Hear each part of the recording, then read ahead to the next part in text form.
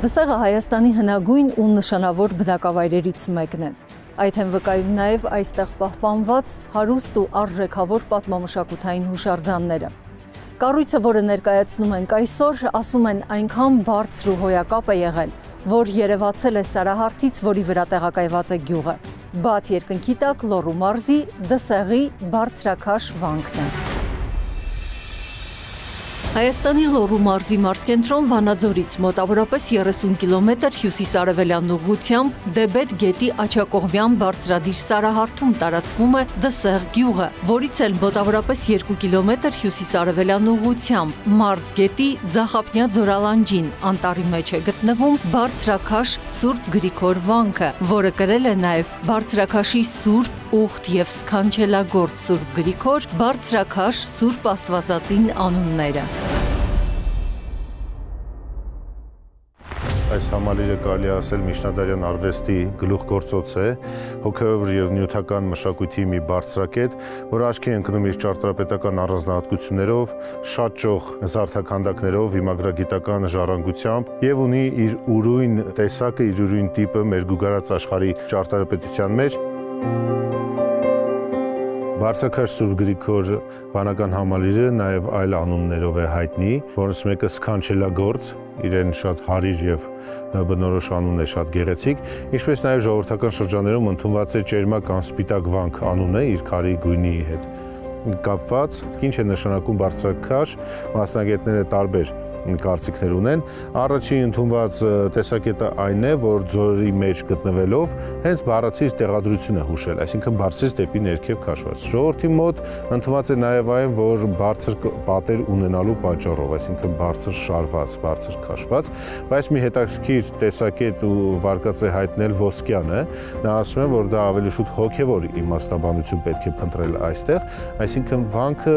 մեզ բարձր է քաշում, տանում է դեպի վեր։ Վանքը դեպի իրեն է ձգել բազմաթիվ ուսումնասիրողների, դեռևս Նիկողայոս Մարը, Բունյացյանը,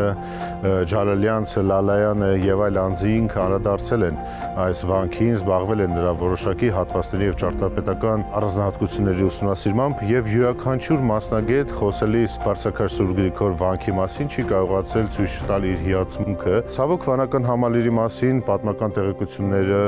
հարուստ չեն, մենք իր մասին իմանում ենք իր իսկ պատերին պահպանված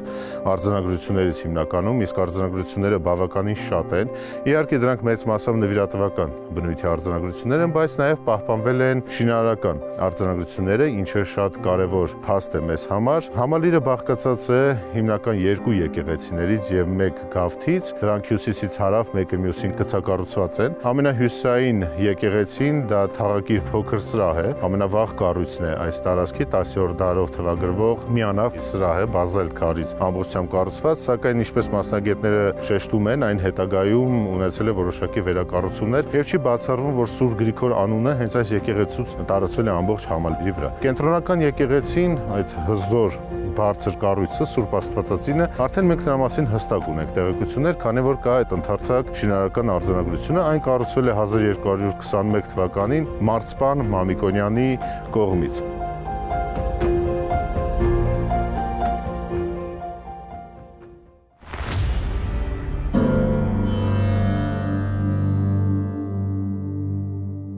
Դիվան հայ վիմագրության 9-րդ պրակում Դսեղին վերաբերող հատվածում նշվում է, որ այն հայտնի դարձավ Մամիկոնյան նախարարական տան շնորհիվ։ Հերոսական անցյալով Մամիկոնյանների առաջին ներկայացուցիչը այս կողմերում Աշոտ մարզպանն էր, որը Կյուրիկե B թագավորի հրամանով 1050 թվականին կառուցեց Վարդաբլուր գյուղի ամրոցի ապարանքը։ Նրանք նշանակալի մասնակցություն ցուցաբերեցին սելջուկների դեմ մղվող ազատագրական պատերազմներում, արժանանալով Զաքարյանների հովանավորությանը, նաև ձեռք բերելով ընդարձակ տիրույթներ։ Աշոտի հաջորդ Համազասպ մարզպանից սկսած տոհմը կոչվում է Համազասպյան։ Նրանցից նշանավոր էր Սարգիս Զորապետը, որը սպանվել է 1201 թվականին և թաղվել Սանահնի վանքում։ Հասարակական պետական նոր միջավայրում, տնտեսական վերելքի պայմաններում մարզպան Համազասպյանի և նրա որդի Ասլանբեկի, Գրիգորի, Սարգսի, Ամիրայի, եղբոր Սմբատի և նրա որդիներ Համլիկի ու Սադունի ժամանակներում տոհմը հասավ հզորացման վերակառուցման բարձրակետին։ ԺԳԴ-ի առաջին կեսում ավարտվեցին բարձրաքաշի և քառասնիցի շինարարական աշխատանքները, գյուղում կառուցեցին ապարանք ու եկեղեցի, գրված է պրակում։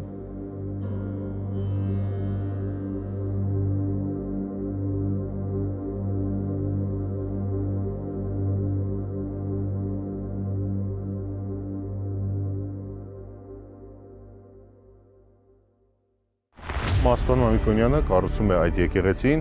այն շատ բարձր գմբեթ է ունեցել եւ նրա մասին լեգենդներ են հյուսվում, որ տարածաշրջանի տարբեր հատվածներից այդ գմբեթը երևացել է, այն փայլել է, իսկ ավելի ուշ արդեն նրա որդիները, Մարսպան Մամիկոնյանի, Գրիգորը եւ Ասլանբեկը եկեղեցուն հարավիսկից կառուցում են գավիթը, որ ամենախոշոր կառույցն է այս տարածքի, ահռելի է ուղղակի ինքը չափերով եւ սրա շինարարությանը ներգրաված է եղել ոչ միայն Մարսպան Մամիկոնյանի որդիները, այլև բազմաթիվ այլ անձինք։ Գավիթը եղել է, հանդիսացել է նաև որպես գերեզմանատեղի, այսինքն տապանատուն Մամիկոնյան տոհմի ներկայացուցիչների համար։ Մենք այդ փաստը միշտ իմացել ենք, սակայն երբեք չենք իմացել, թե կոնկրետ ովքեր են այստեղ ուղարկավորված, ովքեր են թաղված գավթի ներսում, մինչև 2021 թվականի պեղումները։ Պետական ծրագրով, կրթության, գիտության, մշակույթի, սպորտի նախարարության ծրագրով ճարտարապետության եւ շինարարության ազգային համալսարանի հիմնադրամը նախաձեռնում է այս պեղման աշխատանքները, որը որ իրականացնում է հնագիտության եւ ազգագրության ինստիտուտի արշավախումբը եւ նպատակն էր պեղումների արդյունքում հասնել մի այնպիսի վիճակի, որ հնարավոր լինել կազմել վերականգնման կամ գոնե ամրակայման նախագիծ։ Իհարկե մենք շատ զգույշ էինք իրականացում պեղումները, արշավախմբի ղեկավարի ես էի, վտանգված հատվածները շատ են եւ մենք փորձում ենք այն ամենավտանգված հատվածներում հողի շերտը շատ չիջեցնել կամ որոշ տեղերում քարերին ձեռք չտալ, ամեն դեպքում հնարավորինս վտանգից խուսափելու համար, բայց մյուս կողմից նախագիծ կազմելու համար այդ պեղումները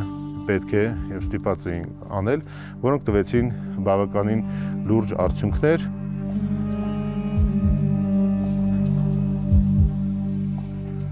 Որոշ հատվածներում բացեցինք հիմքեր, բացվեցին հատակները, հին կառույցների սալահատակները, բացվեցին ստոնի շարքի քարերը, որոնք բավականին վնասված եւ քայքայված վիճակում են։ Եվ ամենակարևոր արդյունքներից մեկը, ինչպես նշվեցի, հայտնաբերվեցին արձանագիր տապանակարեր։ Մինչ այժմ բարձրաքաշ համալիրից հայտնի էր 3 արձանագիր տապանակար, բայց մենք գտանք եւս 8-ը, ու մեծ մասը գավթի ներսում ու կոնկրետ հստակ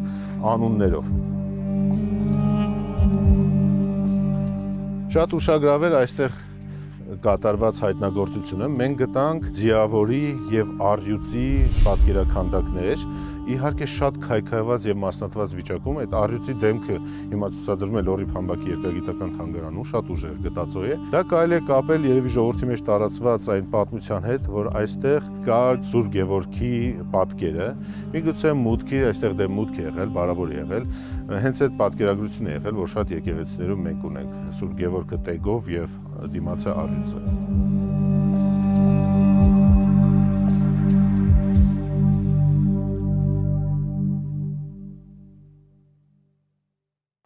Վիթխարի գավթի ներսում ենք, որ 1240-ական թվականներին կառուցվեց Մարսպանի որդիների եւ այլոց կողմից, եւ ինչպես տեսնում ենք, գեր անմխիթար վիճակում է, եթե ուշադիր նայենք, բոլոր նրա 4 պատերը դեպի դուրս են բացված։ Պատմում են, որ այստեղ տեղի ունեցել գանձագողության պատճառով պայթեցումներ եւ այլն, եւ բավականին տուժել է, բայց հիմնական վտանգը այս կառույցի սողանքներն են, եթե ուշադիր նայենք ամբողջ տարածքին, այստեղի թե պատերը, թե խաչքարերը, նույնիսկ ծառերը, բոլոր թեքված են դեպի հարավ-արևելք, այսինքն կա հստակ թեքվածություն, տարեստարի ավելի ու ավելի ինչ-որ չափով այս պատերը թեկուզ միլիմետրերով, սանտիմետրերով թեքվում են եւ ամենավտանգված հատվածներից մեկը խորանն է, գավթին ավելի ուշ կառուցված եւ խորանի վրա կա բացառիկ պատկերագրություն երկգլխանի արծիվը, խոյը ճանկած արծիվը, որը ընդունված է համարել Մամիկոնյան համազասպյանների տոհմանշանը։ Իհարկե այդ արծվի վերաբերյալ այլ վարկածներ կան հոգու փրկության հետ կապված եւ ցավալին այն է, որ այդ տոհմանշանը հենց այդ խորանի վրա է, որը բավականին լուրջ թեքվածություն ունի եւ օրհասական է նրա պահպանումը, վերականգնման եւ ամրակայնման աշխատանքները առհասարակ Վարսակաշ վանական համալիրում շատ հրատապ ու առաջնահերթ են։ Պատահական չէ, որ օրինակ 2014 թվականին Եվրոպա Նոստրա կազմակերպությունը Վարսակաշը մտցրել էր Եվրոպայի ամենավտանգված 11 հուշարձանների ցանկում եւ ինչպես տեսնում ենք այդ վտանգը կա ու կա, ամեն անգամ ստեղ գալուց տեսնում ենք ինչ-որ ընկած քարեր։ Այ օրինակ հիմա Խորանի խաչքարը, որ մեր աշխատանքների ժամանակ կանգ ուներ, հիմա քանդակազարդ երեսով ընկած է դեպի ներքև։ Գավթի տեղումների բացվեցին արձանագիր սալատապանները, շատ յուրահատուկ ոճով, գեղեցիկ խորանազարդով, ինչպես նաև որոշ տապանակարերի վրա մենք կարող ենք տեսնել ձեռքերի պատկերներ, կարծես ներսից հանգուցյալ բռնած լինի այդ խորանազարդը, եւ շատերը ունեն անուններ։ Օրինակ այնտեղ մի տապանակար կա, որ Մլքան իշխանուհու անունն է, ինքը արձանագրությունից իմանում ենք, որ շինարարության մեջ ներդրում ունի արած այստեղ, կառուցել է մի խորան, հավանաբար հենց այդ ավանդատներից մեկը, եւ ավանդատան մոտ էլ պատիվ ունեցել ուղարկավորվել։ Իսկ կենտրոնում Մամքան իշխանուհու անունն է, Մամքան եւ Մարզպան իշխանի կնոջ անուններ եւ նրա եղբոր որդու Համլիկի կնոջ անուններ, մենք չենք կարող հստակ ասել, թե կոնկրետ որ Մամքանն է, ամեն դեպքում Գավթի հենց կենտրոնում է խորանի առջև։ Այստեղ իհարկե քարերի հսկայական կույտ էր, երբ մենք աշխատանքներ սկսեցինք եւ տեղացի բանվորները մեծ դժվարությամբ եւ մեծ ջանքերով դրանք հեռացրեցին եւ տակից գտնեցին երկու այս իարկող դրված տապանակարը, մեկը տուֆից, մեկը բազալտից, այո, հսկա են եւ այս տուֆե տապանակարը աչքի են գնում իր գեղարվեստական հարդարանքով եւ իր յուրահատկությամբ եւ Արգան ու Խերղան եղբայրների տապանակարերն են սրանք։ Արգանի եւ Խերղանի մասին այստեղ արձանագրություն կա, ընդ որում եղբայրներից մեկի անունը ամբողջական չի պահպանվել եւ տապանագրի շնորհիվ մենք այն ամբողջացնում ենք։ Շատ հետաքրքիր տապանագիր հայտնաբերվեց նաեւ դրսում։ Հիմնականում եկեղեցու ծառայողների, քահանաների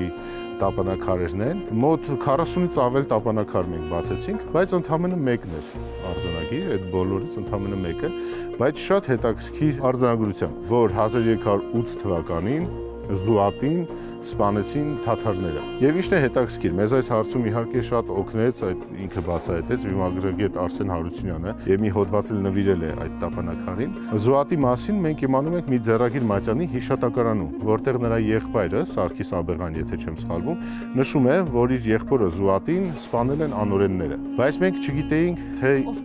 ովքեր են անօրենները, դրանք թաթարներն էին, չգիտեինք թե կոնկրետ որ թվականին, իսկ այստեղ թվական կա 1308 եւ որտեղ է թաղված Զուատը։ Այսինքն մի տապանագրի բացահայտումը բավականին հետաքրքիր տեղեկություններ իմացանք։ Մի կարևոր հանգամանք էլ այն է, որ դա 14-րդ դարի սկզբի տապանակար է փաստորեն, իսկ մասնագետների մի մասը այն կարծիքին է, որ 13-րդ դարի կեսերից այս համալիրը չի գործել, բայց դա հաստատում է, որ ոչ, գործել է, որովհետև եթե վանքի տարածքում թաղումներ են կատարվում, ուրեմն վանքը շարունակում իր գործունեությունը։ Բացի այդ, շատ կարևոր է նաև այն հանգամանքը, որ մենք հանդիպում ենք այստեղ ուշ միջնադարյան արձանագրություններ, 17-րդ դարի արձանագրություն կա, ինչը որ ցույց է տալիս, որ ճիշտ է, ոչ իր նախկին փառքով, բայց գոնե ինչ-որ չափով այս վանական համալիրը շարունակել է իր գործունեությունը նաև ուշ միջնադարում։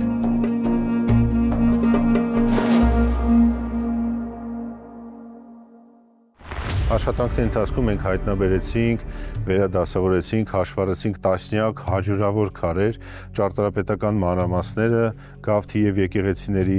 զարդաքանդակներ, այստեղ որ մենք ուշադիր նայենք, կհասկանանք, որ պատերը հագեցած են եղել բազմապիսի զարդաքանդակներով, կարող ենք տեսնել թռչունների, ձկների պատկերներ, ուշագրավ են աստղերը, որ եղել են Գավթի արևմտյան մուտքի ճակատին, կարմիր աստղեր են եղել եւ ցավալին այն է, որ խորհրդային տարիներին այդ աստղերը միտումնավոր հանվել եւ տարվել են ու մարդիկ ագուցել են իրենց պատերի մեջ որպես խորհրդային սիմվոլ, բայց իրականում դա եղել է այս համալիրի ճարտարապետական մասերից, նրա զարդաքանդակներից մեկը եւ գտանք խոյակների, սյուների, կամարների, քիվերի բազմաթիվ զարդաքանդակ բեկորներ, ինչպես նաեւ բարավորներ, այստեղ իհարկե բարավորի ճակատակալ քարերը շատ են եղել, թե մուտքերը կառույցների եւ թե ավանդատները ունեցել են հետաքրքիր բարավորներ, որոնց մի մասը արձանագիր են եղել, մի մասը զարդաքանդակ են եղել։ Դրանցից մեկի վրա Իգնատիե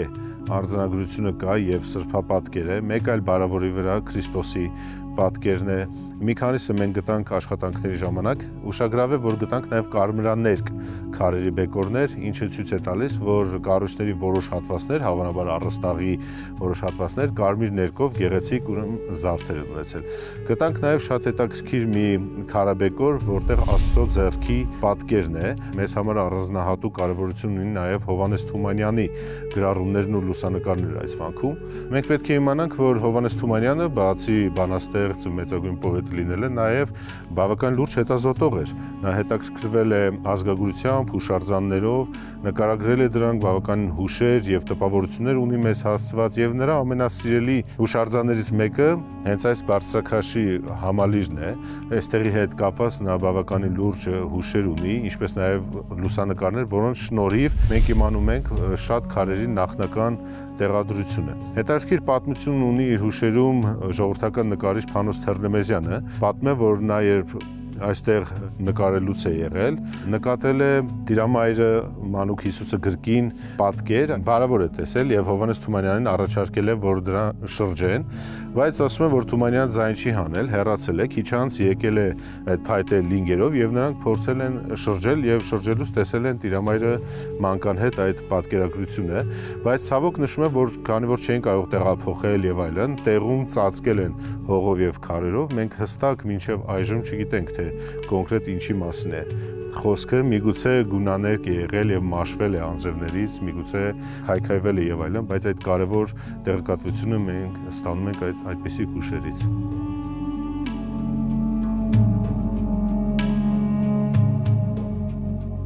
Ահա այստեղ մուտքն է Գավթից դեպի գլխավոր եկեղեցի տանող եւ մի հետաքրքիր նրբություն, երբ Գավիթը կառուցվել է եկեղեցուց մոտ 20 տարի անց, Գավիթի որպես հյուսիսային պատ օգտագործվել է եկեղեցու հարավային պատը, միայն որոնամույթերն են կառուցել, որպեսզի ավելի ամուր լինի, եւ որոնամույթերը ծածկել են եկեղեցու հին շինարարական արձանագրությունը, որտեղ ես ասացի, որ մարզպանը ասում է երբ եւ ում օրոք կառուցեց եկեղեցին։ Եվ կարևոր է եւ հետաքրքիր այն հանգամանքը, որ Գավիթը կառուցողները չեն ուզել, որ այս արձանագրությունը պարզապես կորի գնա, եւ այն վերափորագրել են, արտագրել են փաստորեն արդեն Գավթի հարավային պատին։ Գրեթե նույն տեքստը կարող է մի չնչին փոփոխություններով, բայց այդպիսով մարզպանի թողած հավերժական հիշատակությունը պահպանվել է։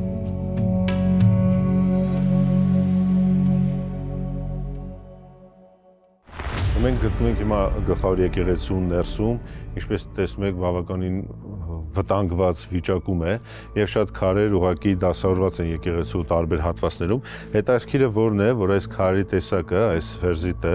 որի մասին Լալայանը ասում է, որ լի ու լի կա Տերբետի հոսանքում, շատ հետաքրքիր հատկություն ունի, որոնք որ հողի տակ են, այսինքն որոնք որ մենք պեղումներ ենք անում, սարսափելի քայքայված էին եւ վերածված էին տաշեղների, բայց որոնք որ դուրսն են, ինչպես տեսնում եք, շատ պինդ ու ամուր, կարծես մնացած լինեն։ Ինչպես տեսնում եք, տակի քարերը, որոնք նույնպես շատ հետաքրքիր դետալներ, քանդակներ, արձանագրություններ են, ինչերի են վերածվել։ Այս կառույցը ընդհանրապես շատ հետաքրքիր կառույց է, արևելյան կողմում խորանով, կրկնահարկ ավանդատներով եւ նրա հսկա վիթխարի գմբեթը հենված եղել արևմտյան կողմում սյուների վրա, իսկ արևելյան կողմում այս ուրեմն խորանի որնամույթերի վրա։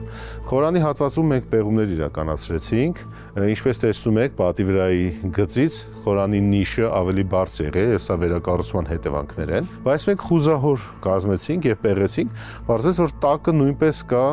նիշ, այսինքն խորանը կարծես թե կրկնահարկ է եղել եւ այստեղից հայտնաբերվեցին շատ հետաքրքիր անոթներ, որոնք վերականգնվեցին ամբողջական։ Դրանք շատ կոկափայլ, նրբախեցիկ, գեղեցիկ անոթներ են, ոտքերի վրա կանգնող թասեր եւ իրենց որակով կարծես հիշեցնում են ավելի վաղ, նույնիսկ ուրարտական շրջանի անոթների այդ որակը իրենց փայլով ու գեղեցկությամբ, բայց ակնհայտ է, որ զարգացած միջնադարյան 12-13-րդ դարի անոթներ են։ Գտնվեց նաեւ նույն ժամանակաշրջանին պատկանող ապակու, բեկոր եւ այլ սակավաթիվ առարկաներ, հիմնականում ասեմ, որ գտածոները մեր խեցեղեններ, հասարակ խեցեղեն, ջնարակված շատ հատուկ են։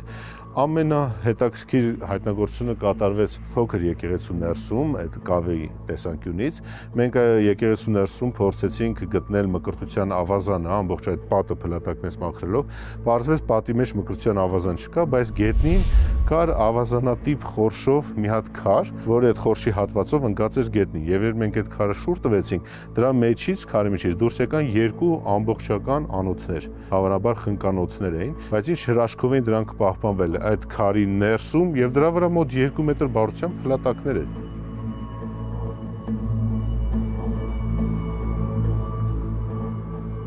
Ծայր հյուսիսային եկեղեցին, այսինքն առաջի եկեղեցին է 10-րդ դարում թվագրվող, ինքը թաղակիր սրահ է, միանավ թաղակիր սրահ է, տարբերվում է մյուսներից իր քարի տեսակով, բազալտով է կառուցված, բայց ամենայն հավանականությամբ, երբ որ այս շինարարությունը սկսվել է արդեն Մամիկոնյանների օրոք, նա նույնպես ամբողջությամբ կամ գրեթե ամբողջությամբ վերակառուցվել է եւ նրա մեջ նույնպես օգտագործել են այս ֆերզիտ քարերը։ Պեղումների ժամանակ, երբ որ մաքրեցինք մոտ 2 մետրանոց այդ փլատակների շերտը, բացվեց իր խորանը, բավականին բարձր բեմով, երկու ավանդատների մուտքերը, բացվեց նաև գտնվեց խորանի վեմքարը, սուրբ սեղանի քարը, աստիճանները, խորանի վրա նաև նկատեցինք գունազարդ զարդարանքների հատվածներ, այսինքն բավականին մեծ պատկեր ստացանք, թե իրականում ինչպիսին է եղել այստեղի ամենավաղ եկեղեցին։ Ուշագրավ էր, որ ավանդատան մուտքերի մոտ պեղելիս գտնվեց հենց մուտքի դիմաց, կարծես հենց այն ժամանակ անխաթար վիճակում թողնված մի փոքրիկ կճուճիկ, որը նույնպես այդ փլատակների տակ էր, բայց այնպես էր մնացել, ինչպես որ վերջի անգամ երևի իրեն թողել էին այդտեղ։ Մենք աշխատում էինք, օրինակ նույն խաչքարի կամ տապանականի պատկանող բեկորներ գտնում էինք համալիրի լրիվ տարբեր հատվածներից։ Այսինքն մի կտորը կարող էր պեղունից դուրս գալ, մի կտորը 100 մետր այն կողմ, մեկը դասավորված էր այն կողմ, եւ այնքան են այստեղ տեղաշարժումներ, փոփոխություններ, տեղափոխություններ եղել, որ այդ քարի նախնական տեղերը պարզելը բավականին բարդ աշխատանք է դարձել։ Ինչ անել, ամրակայել, վերականգնել, ինչ աշխատանքներ պետք է արվեն, որ այս կառույցը եւս մի քանի դար կյանք ունենա։ Շատ բարդ հարց է, իհարկե Կրթության, գիտության, մշակույթի, սպորտի նախարարությունը հետևողական է այս հարցում, բարբերաբար սրա հետ կապված հանդիպումներ, քննարկումներ, մրցույթներ են լինում, բայց խնդիրները շատ են, ինքը շատ խնդրահարույց հուշարձան է, բայց ես չեմ կարծում, չեմ հավատում, որ 21-րդ դարի այս տեխնիկայի դարում հնարավոր չէ ինչ-որ լուծում գտնել։ Իհարկե, նախնական ամրակայումը եւ պատերի աստիճանաբար ավելի թեքվելը, կանխելը ամենաառաջնային հրատապ գործն է, որպեսզի մի օր չգանք տեսնենք պատերից մեկը կամ գավթի խորանը, որ ես ցույց տվեցի, ընկել է եւ ասենք ընկավ ինչ անենք։ Ամրակայելու համար պետք է նախագիծ կազմել, նախագծի համար պետք է ինչ-որ հատված պեղվի, ուսումնասիրվի, բայց հուսով ենք, որ անհնարին չի եւ համատեղ գործողությունների, համագործակցությունների արդյունքում իհարկե հնարավոր է հասնել դրան եւ միգուցե մի օր մենք այստեղ լիահույս ենք, որ կտեսնենք ամրակայման ու վերականգնման աշխատանքների ընթացքը։ Մի քանի տարի առաջ են ընդամենը պեղումները արվել, բայց մենք տեսնում ենք, որ նորից փարթամ բուսականությամբ եւ որոշակի հատվածներում հողի փլվածքներով ծածկվել է պեղվածը եւ կարծես վերամաքրելու անհրաժեշտություն կա։ Անընդհատ այդ խնդրի հետ մենք բախվում ենք, որովհետեւ անընդհատ ինչ-որ նախագիծ կամ ծրագիր իրականացնելու համար փաստորեն նորից որոշ հատվածներ պետք է պեղվեն եւ բացվեն։ Նշեմ, որ պատմամշակութային ժառանգության գիտահետազոտական կենտրոնի ճարտարապետների խումբը Հովհաննես Սանամյանի ղեկավարությամբ Նանար Քալանթարյան, Գևորգ Գյուլամիրյան զբաղվում են այս հարցերով, քննարկումներ են տեղի ունենում, առաջարկներ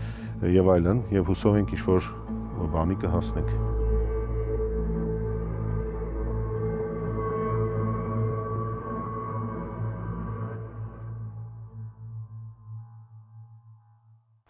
Բարձրաքաշ համալիրին մենք մոտենում ենք բավականին գեղեցիկ մի արահետով, Դսեղ գյուղի մոտակայքից, արահետը գեղեցիկ է ոչ միայն իր բուսականությամբ, անտառի միջով ենք մենք հասնում վանքին, այլ նաև ճանապարհին բավականին հետաքրքիր պատմամշակութային արժեքներ կան։ Դրանցից մեկը խաչքարերով գերեզմանատունն է, 12-13-րդ դարի խաչքարագործական մշակույթի բավականին գեղեցիկ եւ լուրջ նմուշներով, որոնք այստեղ շատ են։ Մենք աշխատանքների ընթացքում դրանք նույնպես բոլորը նկարագրեցինք, մաքրեցինք, անդրադարձանք բոլորին, հաշվառեցինք Եվ հետաքրքիրը այն է, որ այս խաչքարերի շատ բեկորներ մենք գտանք եւ բերեցինք այս ուրեմն ներքևի ձորակից։ Մի խաչքար գտանք, որի մի բեկորը կար, մյուս երկու բեկորը մոտեցրինք, նրա ետևի նիստը ամբողջությամբ արձանագիր է Աթանաս Քահանայի հիշատակին նվիրված արձանագրությամբ։ Ինչպես տեսնում եք, այստեղի խաչքարերը բավականին գեղեցիկ են, ասեղնագործ են, մի քանի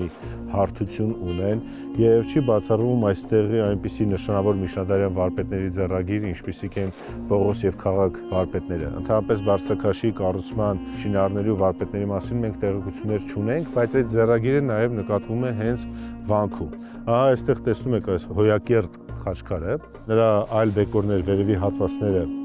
նույնպես կան տարածքում եւ կարող ենք ասել, որ այս խաչքարը կանգնած է եղել այս Սուրբ Հարություն մատուռի տանիքին։ Այս մատուռը նույնպես շատ հետաքրքիր պատմություն ունի։ Այն կոչվում է Սուրբ Հարություն մատուռ, իրականում խաչքարի պատվանդան դամբարան է, որի գլխին հենց սա է եղել։ Ժողովրդական շրջանակներում այն կոչվում է ագրավի քար կամ ագրավի տապան, այն հայտնի ավանդազրույցի հետ կապված, որ Հայաստանի տարբեր բնակավայրերում ի դեպ կա այդ ավանդազրույցը, որ երբ մարդիկ նստած կերակուր են եփելիս եղել, օձ է ընկել մեջը, եւ ագրավը շարունակ փորձել է հուշել նրանց այդ մասին, բայց տեսնելով որ մարդիկ չեն հասկանում նրան, ինքն իրեն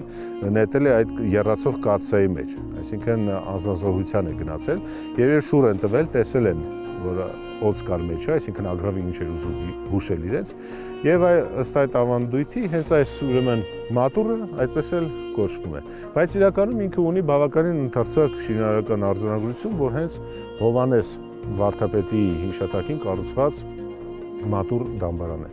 Մյուս կարևոր ուշագրավ երևույթը, արժեքը, որ մենք տեսնում ենք, դա աղբյուրն է, մինչև Բարձրաքաշ վանական համալիրին հասնելը, սառնորակ ջրով այդ աղբյուրը, որ Սուրբ Գրիգոր է իրականում կոչվում, բայց ժողովրդի մոտ ընդունված է կոչվել Գիգորի աղբյուր, այն բանից հետո, երբ այստեղ նկարահանվեցին Գիգոր ֆիլմի այդ դրվագը, որտեղ Գիգոր եւ Համբոն ջուր է խմում, հենց այս աղբյուրի մոտ է եղել եւ դրանից հետո փաստորեն տարածվել է ավելի շատ այդ անունը եւ տեղացիները կոչում են Գիգորի աղբյուր։ Բարձրաքաշ համալիրի ճանապարհին գտնվող արժեքներից մեկն է նաեւ Ձիթանի այդ նշանավոր քարը, բավականին հսկա քար է եւ հետաքրքիրն այն է, որ արձանագիր է, ըստ որի մենք իմանում ենք, որ Ձիթանը կառուցվել է 1266 թվականին Գորգ վարդապետի կողմից, հենց Մարսան Մամիկոնյանի տղաների օրոք։ Քարի ամբողջ շրջանագծով արձանագրությունը պահպանվել է, այստեղ պեղումներ է ժամանակին կատարել հնագետ Կարախանյանը եւ հետաքրքիր արդյունքներ է տվել։ Մենք աշխատում ենք ըստ մեզ տրված գրաֆիկի, շրջայցներ ենք կատարում, տարբեր հուշարձանների տարածքներ, նայում, մաքրման աշխատանքներ պարբերաբար կատարում, նաև վնասված խաչքարեր է լինում, ունենք ծրագիր խաչքարերի նոր կյանք, հողի տակից ենք հանում, կանգնեցնում, կոտրված խաչքարերը ամրացնում եւ այդպիսով վերադարձնում ենք երկրորդ կյանք։ Բարձրաքաշը իրենից շատ մեծ արժեք ներկայացնող համալիր է, կառույց է, ցավոք բավականին շատ վթարված վիճակում է ինքը, բայց մեկը դա էլի չի խանգարում այցելուներին, շատ տուրիստական այցելուներ ենք ունենում, բոլորը հիացած, բոլորս մտածում ենք երանի հնարավոր լիներ վերականգնվեր, որովհետև ինքը շատ մեծ արժեք է ներկայացնում։ Ձորի մեջ է գտնվում ու կառուցման համար այն ժամանակ, որ կառուցել են, շատ դժվար պայմաններ ա եղել, բայց մարդիկ սայլերի վրա ձեռքով բավականին մեծ քարեր են դրանք, որոնք որ կառուցվել են, բայց մարդիկ կարողացել են այդ ժամանակներում, այդ պայմաններում վերել են, կառուցել են։ Արահետը, որ տանում է դեպի վանքը, աննկարագրելի գեղեցկություն ունի։ Ամբողջ ճանապարհին աջ ու ձախ մեր դարավոր պատմության ու մշակույթի միաձուլման վկայություններն են։ Արժեքավոր խաչքարեր, կոթողներ, որոնցից յուրաքանչյուրն ունի իր պատմությունը, ու Արահետն այդ բերում է դեպի մի կառույց, որը հիացնող է ու միաժամանակ տխրեցնող ու ափսոսանքի զգացում առաջացնող։ Ու գուցե որպես հոգու ճիչ, որպես պարտադրանք ու պարտականություն ուզում ես հուսալ, որ միայն պարզապես այլևս չենք այցելի, ցավով նշելով կառույցի օրհասական ու հոգացության կարոտ վիճակն ու հետո հեռանալով չենք մոռանա, որովհետև իրականում դա անհնար է։ Բաց երկնքի տակ բարձրաքաշ Սուրբ Գրիգոր վանական համալիրներ։